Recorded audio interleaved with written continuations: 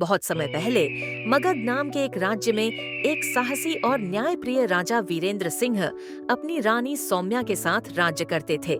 राजा वीरेंद्र और उनकी रानी सौम्या का प्रेम पूरे राज्य में एक मिसाल था। रानी सौम्या अपनी अद्भुत सुंदरता के साथ साथ अपनी दयालुता और निस्वार्थ स्वभाव के लिए भी प्रसिद्ध थीं। साथ ही रानी की सुंदरता के चर्चे आसपास के सभी राज्यों में प्रसिद्ध थे। एक दिन महल में एक वृद्ध साधु आए और अचानक से लड़खड़ाकर गिर गए। ये देखकर रानी की हंसी निकल गई। साधु ने क्रोधित होकर कहा, रानी, बहुत हंसी आ रही है ना? जा, मैं तुझे श्राप देता हूँ। 3 दिनों के भीतर तुम्हारे प्राण छिन जाएंगे। तुम्हें कोई शक्ति नहीं बचा पाएगी। और अपने दिव्य रूप में आ गए। ये देख महल में भय का माहौल फैल गया। राजा वीरेंद्र ने साधु से प्रार्थना की और रानी के प्राण बचाने का उपाय पूछा। राजा की विनती सुनकर शांत हुए और बोले, यदि तुम रेगिस्तान के जिन्न को ढूंढकर उसकी 3 परीक्षाएं पार कर सको तो यह शाप टूट सकता है, लेकिन यह राह मृत्यु के समान कठिन होगी। रानी के जीवन की रक्षा के लिए राजा वीरेंद्र ने सुबह होते ही रेगिस्तान की ओर प्रस्थान किया। रेगिस्तान में भटकते भटकते राजा वीरेंद्र एक जादुई कुएं के पास पहुँचे और जैसे ही पानी भरने के लिए कुएं में बाल्टी डाली एक जिन्न प्रकट हो गया। जिन्न ने कहा, मैं तुम्हारी परीक्षा लूंगा।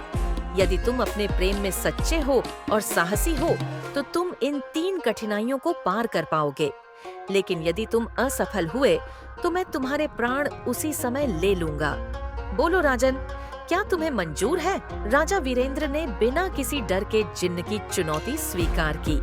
जिन्न ने पहली परीक्षा के लिए एक विशाल रेत का तूफान उत्पन्न किया। उस तूफान में जीवित सर्प और अन्य भयंकर प्राणी छिपे हुए थे। जिन्न ने कहा, यदि तुम्हारा प्रेम सच्चा है और साहस अडिग है तो यह तूफान तुम्हें नहीं छू सकेगा। राजा वीरेंद्र ने अपनी तलवार म्यान से निकाली और उन जीवित रेत के सर्पों का डटकर सामना किया।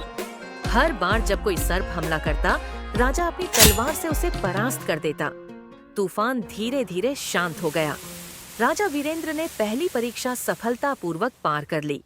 जिन्न ने कहा, शाबाश राजन, तुमने बड़े साहस से पहली परीक्षा पार कर ली है और तुम अब मेरी दूसरी चुनौती का सामना करने के लिए यहाँ से उत्तर की तरफ 2 मील दूर जाना होगा। वहाँ तुम्हें लावा की जलती घाटी को सूर्यास्त से पहले पार करना होगा। हर कदम पर जलता लावा तुम्हारे धैर्य और दृढ़ता की परीक्षा लेगा। राजा ने ऐसा ही किया और घाटी तक पहुंच गया। घाटी का लावा इतना गर्म था कि हर कदम पर राजा के पैरों के निशान से धुआं उठता था, लेकिन राजा ने अपनी पीड़ा को नजरअंदाज किया और अपनी रानी के जीवन की रक्षा के लिए चलता रहा। समय से पहले घाटी पार कर राजा वीरेंद्र ने दूसरी परीक्षा को भी सफलतापूर्वक पूरा कर लिया। जिन्न ने अंतिम परीक्षा प्रस्तुत की। जिन्न ने कहा, यहाँ 3 चक्र हैं। पहला चक्र छल का है, दूसरा भ्रम का और तीसरा मृत्यु का। केवल वही इन चक्रों को पार कर सकता है जो अपने प्रेम के लिए अपने प्राणों का त्याग करने को तैयार हो। पहला चक्र छल, जो जैसे ही प्रकट हुआ, गुफा में राजा वीरेंद्र को अपनी रानी की मृत्यु का दृश्य दिखने लगा और सुध बुद्ध खोने लगा। लेकिन राजा ने अपने दिल की सच्चाई को पहचाना और समझा कि यह केवल एक छल है और चक्र को पार लिया।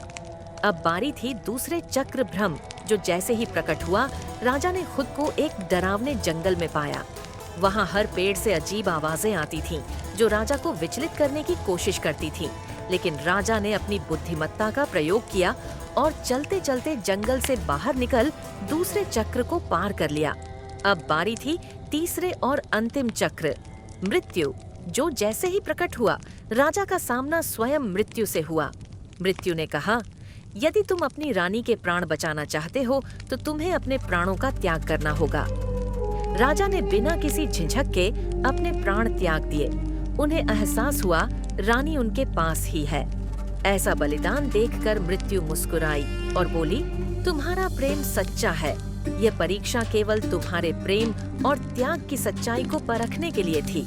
तुम्हारी रानी अब सुरक्षित है। जिन्न ने रानी सौम्या के प्राणों को शाप से मुक्त कर दिया। राजा वीरेंद्र सकुशल महल लौटे। उनका यह प्रेम और साहस भरा जीवन आने वाली पीढ़ियों के लिए प्रेरणा बन गया।